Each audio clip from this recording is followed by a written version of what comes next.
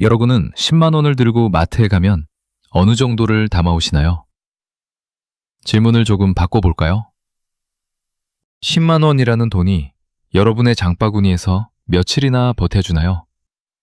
아마 대부분은 고개를 가로저으실 겁니다. 카트를 밀고 들어가서 사과 몇 알 고르고 아이들 먹일 국거리, 고기 한 팩, 그리고 우유랑 달걀, 라면 몇 봉지 담았을 뿐인데 계산대 숫자는 무정하게도 10만 원을 훌쩍 넘겨버립니다. 계산을 마치고 주차장으로 향하는 발걸음이 참 무겁습니다. 내가 도대체 뭘 샀길래 이렇게 돈이 많이 나왔나 싶어서 영수증을 보고 또 보게 되죠. 하지만 잘못된 건 없습니다. 그게 바로 지금 우리가 마주한 지독한 고물가의 민낯이니까요. 저도 젊었을 때, 그러니까 40년 전에는 10,000원짜리 한 장의 위력이 대단했습니다. 그때는 퇴근길에 10,000원만 들고 마트에 가도 양손 무겁게 봉투를 들고 나올 수 있었거든요. 그런데 지금은 어떻습니까? 10만 원이라는 큰 돈을 들고 가도 가방 하나 채우기가 버겁습니다. 더 이상하고 속상한 건 뭔지 아십니까? 비행기 타고 딱 2시간만 날아가면 있는 일본은 상황이 우리와 정반대라는 겁니다. 일본에서는 1만엔, 그러니까 우리 돈으로 딱 10만 원이면 인가족이 일주일 동안 아주 넉넉하게 먹을 장을 볼 수 있습니다. 거짓말 같으신가요? 하지만 이건 제가 직접 확인하고 분석한 실제 데이터입니다. 만약 여러분이 지금 치솟는 식비 때문에 밤잠을 설치고 계신다면 혹시 이런 생각하고 계실지 모르겠습니다. 일본은 원래 저렴한 나라니까 그런 거 아니야? 혹은 일본 사람들은 워낙 소식하니까 가능하겠지 라고 말입니다. 하지만 진실은 그보다 훨씬 깊은 곳에 있습니다.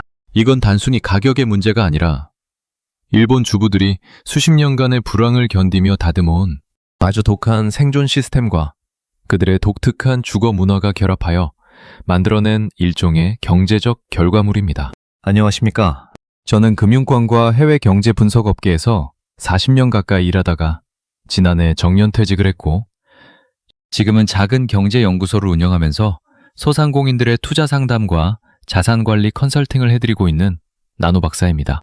여러분께 제 소개를 할 때마다 저는 늘 1997년 IMF 당시의 기억을 떠올립니다. 그때 저는 해외 자본의 움직임을 1분 1초 단위로 감시하던 부서의 한복판에 있었습니다. 국가 경제가 무너지는 그 처참한 현장에서 제가 깨달은 가장 소중한 가르침은 거시경제의 거창한 숫자보다 우리 집 주방의 장바구니 물가가 우리 삶을 더 근본적으로 지배한다는 사실이었습니다. 요즘 제 상담실 문을 두드리는 분들을 보면 그때의 그 서늘한 위기감이 다시금 느껴져 마음이 참 무겁습니다. 오늘 제가 들려드릴 이 이야기가 여러분의 소중한 자산을 지키고 매달 새나가는 식비를 절반으로 줄이는데 실질적인 도움이 된다면 구독과 좋아요로 함께 해주십시오. 그리고 지금 여러분께 묻고 싶습니다. 여러분의 통장에서 식비가 차지하는 비중은 어느 정도인가요? 10만 원으로 과연 며칠을 살고 계십니까? 댓글로 여러분의 현실적인 장바구니 사정을 남겨주시면 제가 하나하나 읽어보고 경제 전문가로서 여러분의 가게에 도움이 될 조언을 직접 해드리겠습니다. 자, 이제부터 일본 주부들이 어떻게 10만 원으로 일주일을 살아내는지 그 속에 숨겨진 5가지 진실을 아주 냉철하게 파헤쳐 보겠습니다. 첫 번째로 여러분께 말씀드릴 충격적인 진실은 여러분의 냉장고 크기가 바로 여러분의 가난을 결정한다는 사실입니다. 일본의 장바구니 물가가 우리보다 훨씬 저렴하게 느껴지는 가장 큰 이유는 역설적이게도 그들의 집 구조가 매우 컴팩트하기 때문입니다. 일본의 도시명 아파트나 주택은 한국의 일반적인 아파트보다 공간 활용이 매우 조밀하게 설계되어 있습니다. 특히 도쿄나 오사카 같은 대도시로 가면 주거 공간은 그야말로 효율성의 극치를 달립니다. 이게 경제랑 무슨 상관이냐고 물으시겠지만 아주 밀접한 상관이 있습니다. 공간이 한정적이면 대형 가전을 들여놓을 자리가 마땅치 않습니다. 일본 가전 매장에 가보시면 우리처럼 폭이 1m가 넘고 문이 4개나 달린 거대한 양문형 냉장고는 주력 모델이 아닙니다. 대신 폭이 60에서 70cm 정도로 슬림하면서 위아래로 문이 5-6개 달린 400에서 500리터급 냉장고들이 주류를 이루죠. 냉장고는 경제학적인 관점에서 보면 거대한 재고 창고와 같습니다. 창고가 크면 인간은 본능적으로 그 빈 공간을 채우고 싶어 합니다. 언젠가 먹겠지 하며 사다 놓는 그 식재료들이 다 여러분의 피 같은 돈입니다. 제가 예전에 일본 지사로 파견 갔던 동료의 집에 초대받았을 때의 일입니다. 4인 가족이 사는 집인데 냉장고가 우림의 대형 모델의 절반 정도 크기더군요. 냉장고가 슬림하니 식재료를 무작정 쟁여둘 수가 없습니다. 쟁여둘 수 없으니 매일 퇴근길에 마트에 들러 딱 오늘 저녁에 먹을 만큼만 삽니다. 이게 바로 일본의 소량 구매 문화입니다. 냉장고 안에서 검게 변해버려지는 채소가 없고 냉동실 구석에서 화석처럼 굳어버린 고기가 없다는 뜻입니다. 우리 한국 가정의 장바구니 품목 중 30%는 결국 음식물 쓰레기 봉투로 들어간다는 통계가 있습니다. 일본 주부들은 그 낭비되는 30%의 돈을 처음부터 지출하지 않는 방식으로 10만 원의 가치를 지켜내고 있는 겁니다. 두 번째 진실은 일본 마트의 소분 판매 시스템이 만들어내는 놀라운 경제적 효과입니다. 일본의 대표적인 마트인 이온이나 라이프에 들어가 보시면 정말 신기한 광경을 보게 됩니다. 우리는 양배추 한 통을 통째로 사야 하지만 일본은 4분의 1통, 심지어 8분의 1통씩 조각 매업합니다. 고등어도 한 마리가 아니라 딱 한 끼에 먹을 2토막씩만 포장되어 있습니다. 무도 반 토막, 당근도 딱 한 개씩 포장되어 있죠. 이게 단위 가격으로 따지면 비싸 보일 수 있지만 전체 지출 관점에서는 훨씬 유리합니다. 식구가 적은 현대사회에서 한꺼번에 많이 사서 반 이상 버리는 것보다 딱 필요한 만큼만 몇백 엔에 사는 것이 결과적으로 통장을 지키는 길이기 때문입니다. 한국 마트의 대용량 묶음 판매는 싸다는 착각을 불러일으키지만 그건 결국 과소비를 유도하는 마케팅의 함정일 뿐입니다. 지난주 제 상담실에 35살의 평범한 직장인 주부 김지혜 씨가 찾아오셨습니다. 맞벌이를 하는데도 한 달 식비가 150만 원을 넘는다며 눈물을 글썽이시더군요. 저는 지혜 씨에게 지금 당장 집 냉장고 내부를 사진 찍어 보내달라고 했습니다. 사진 속 냉장고는 그야말로 아수라장이었습니다. 유통기한이 한참 지난 소스들, 비닐봉지 안에서 물러버린 대파, 언제 샀는지 기억도 안 나는 냉동만두들이 가득했죠. 저는 지혜 씨에게 일본식 소량 구매를 제안했습니다. 일주일 시장을 한꺼번에 보지 말고 매일 2만 원이라는 예산만 들고 마트에 가라고 했습니다.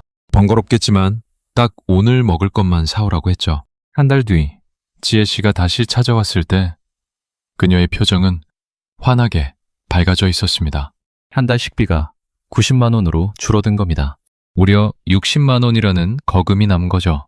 소량 구매가 귀찮아 보이지만 실제로는 매 소중한 자산을 가장 확실하게 방어하는 강력한 무기라는 사실을 지혜 씨는 이제야 온몸으로 깨달은 겁니다. 세 번째 진실은 일본 주부들이 수십 년간 지켜온 아주 현실적이고 단순한 식단 공식에 있습니다. 일본 사람들의 식탁을 관찰해보면 몇 가지 고정된 메뉴가 있습니다. 나또, 미소시루, 신선한 샐러드, 그리고 생선구이 한 토막입니다. 이 재료들의 공통점이 무엇인지 아십니까? 가격 변동이 거의 없고 아주 저렴하게 구할 수 있는 서민의 식재료라는 점입니다. 나또 3팩 묶음은 일본 마트에서 100엔, 그러니까 우리 돈으로 900원에서 1000원 정도면 삽니다. 미소된장 한 통 사두면 한 달 내내 국 걱정이 없죠. 여기에 계란 하나 톡 터뜨린 돈불이나 카레라이스면 훌륭한 한 끼가 됩니다. 화려함은 덜할지 몰라도 영양은 충분하고 지출은 최소화된 식단입니다. 특히 일본 주부들의 카레 활용법은 예술에 가깝습니다. 카레는 냉장고 구석에 남은 짜투리 채소들을 처리하는데 최고의 요리거든요.